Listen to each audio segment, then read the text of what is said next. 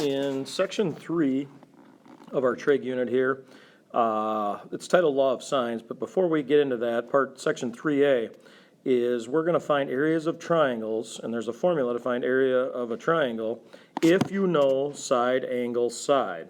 So if you think about side, angle, side that you learned in geometry, it would be like if you have a triangle and I know this side right here and this angle and this side here, so we have a side, angle, side situation right there. So basically you know the two sides and then the angle included between them. And the formula for area of a triangle given that is this.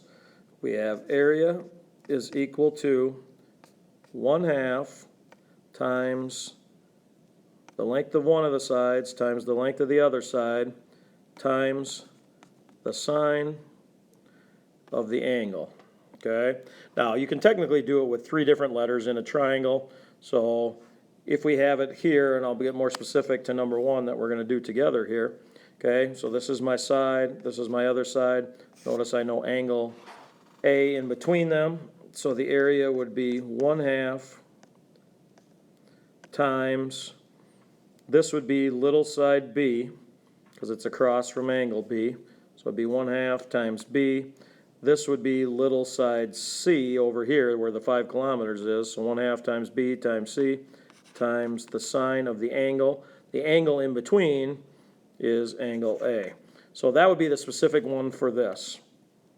So now let's actually plug in some numbers. So it would be 1/2 times little side B, which is 12, times little side C, which is 5, times the sine of angle A, which is 62 degrees. So now you can plug that whole thing into your calculator. You could use 0.5 here if you wanted to use a 0.5 times 12 times 5 times the sine of 62, and again, make sure you're in degree mode on your calculator, and they want it rounded off to the nearest tenth, so that would be approximately, if you plug that in, would be about 26.5, and you need to put a label on area, and if you remember anything, area is labeled the unit squared, so it'd be about 26.5 kilometers squared.